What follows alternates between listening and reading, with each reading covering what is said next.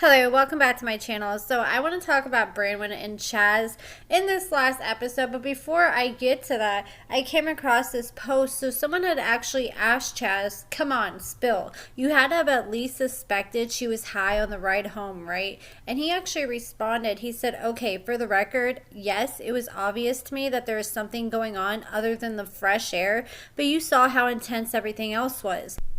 I was well aware at the time that my marriage was teetering, and there's no way in hell I was adding that subject on top of everything else that was going on. I picked and chose my battles. So let's talk about them in this last episode. I do want to warn you guys, usually I'm able to watch the episode right before I make a video, so I can know everything that happened. It's all fresh on my mind. But for some reason the show didn't save to my DVR from this past Friday, and I can't find the show on YouTube. It was up here a couple days ago, but TV must have took them down. So let's talk about Branwin and Chazz. So she finally gave him some shut the hell up sex, hoping that would make him happy so he'd finally get back on the plane and go back to Kentucky and she could finally finish her damn Spanish homework. So she ended up giving Chazz a lap dance, as we saw they left off in the last episode, and then they ended up doing the damn thing.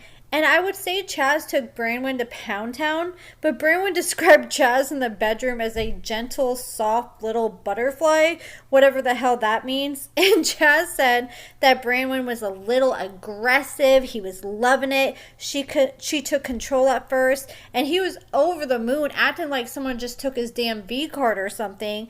And so they're all laid up in the bed afterwards, wearing matching robes and talking baby talk to each other, which I will never understand. Like, it for real makes my ears want to bleed every time I hear them talking to each other like babies. Like, it's not cute whatsoever. And then Chazz goes in for a kiss, and he already had his tongue full on out to kiss Branwin before the kiss even happened. And Branwin came in with her eyes open like, oh my god, we're really doing this again. And I've never seen her more wide and bug-eyed in my life, as she looked helpless as her and Chazz were licking each other's tongues. And it was just so cringe to watch. Like, nobody looks good French kissing on camera. You guys just need to stop swapping spit on camera. And you can tell Branwin ain't feeling it because she's painfully cringing. Plus, she was trying to pull away from that kiss as soon as possible. Plus, I don't know about you guys, like, when I was like 12, maybe I liked a French kiss that much. But now that I'm older, the only time I like doing something like that is in the bedroom. Like, I don't like French kissing every single time I go in to kiss my partner. I just feel like it's overdoing it. Just give a peck on the lips and let it be. But you can tell Branwin is traumatized every time Chazz leans in for a kiss, because she knows she's about to have half her face eaten again. And let her control the flow of the kiss sometimes. Chazz has just already got his tongue out waiting for her tongue. It's just too much. It's too much. So she hit Chazz with the lap dance and some kitty and was ready to go home ASAP after that. She treated Chazz like a trick, and you could tell she was just over it at that point. So she thought she was going to give the man what he wants, and he'd go home. But he got a little taste, and now he wants more. So he decided to extend his trip for the rest of the week, and he did it without asking Branwin. He just decided to spring it on her when he was dropping her off. And of course, Branwin, she was pissed because she still has all this homework that ain't done, and you could tell this isn't what she wants. It's like, Chazz, you can't see it in her eyes, her body language. She pretty much hates you, bro. Like, it's time to go home. I think she already had a week trip planned from the jump, because I was already kind of questioning, like, okay, this dude's really gonna come all the way out here and just stay one night. So Branwin caught an attitude with him. She told him she thought it was an awful idea, and Chazz stood there looking like a wounded puppy, which you could tell he was just turning off Branwin even more and not doing him any favors, because she wants a tough dude. She likes the aggressive dude. She said, look, I got homework. I got to wake up for school at 6. I got to be at school at 8. And then when I get off with that, I have homework I need to do. And Chazz, he tried to sugarcoat the situation, say, look, I'll work my way around you. We'll make it work out. I'll let you take care of your business, your homework. Even if I can only see you for a few minutes, I'll take that. But we all saw how that went down last time. That girl didn't get a slither of homework done. He was all up in her face the whole time, begging for the pee. And she's probably freaking out too. Like, damn, I don't have enough drugs to take to deal with him for the rest of the week either. Because trust me, I used to be on heroin, and just coming up with the money to get your fix and go cop it and do it is another full-time job in itself. So while Branwin is debating Chazz on all the reasons he shouldn't stay, she suddenly gets a phone call from someone that Branwin says is a counselor, and she speed walks away from Chazz to the other side of the parking lot away from him, and she answers, she puts it on speakerphone, and it's a dude's voice, and he said, "Hey baby, I'm out of prison." And Branwin was like, "Oh my God, I'm so happy."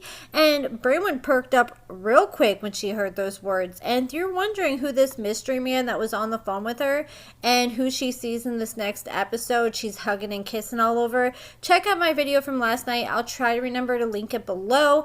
But while Branwin's on the phone with this dude, Chazz is telling the producers, my wife, that's just part of her recovery process. She always has to talk to parole officers, counselors, pretty much defending her, even though the girl's talking to another dude blatantly on the other side of the parking lot. So then Branwin gets off the phone. She comes back to Chazz and tells him she doesn't think it's a good idea that he stays. And Chazz starts doing a sad little puppy face, and Branwin was rolling her eyes like, dude, I'm not getting paid enough for this to deal with all his feelings and all this. And then Chazz got extra sassy. He slammed his wedding ring down in front of Branwin and walked away like a little diva. And then he went over to the corner of the parking lot and he started crying in the corner while smoking a cigarette. And I didn't even think Chazz smoked, because he was watching Branwin hit a vape a few episodes back, saying, "Oh, maybe I should start vaping so I could look cool too."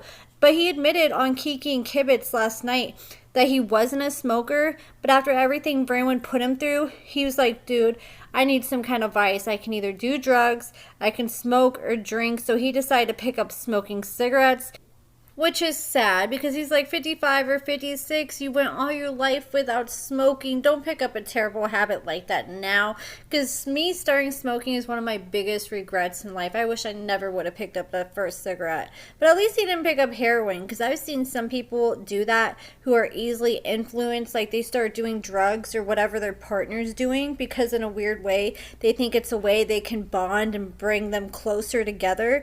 And Chazz is out here acting like a child with a new toy you just took away from them.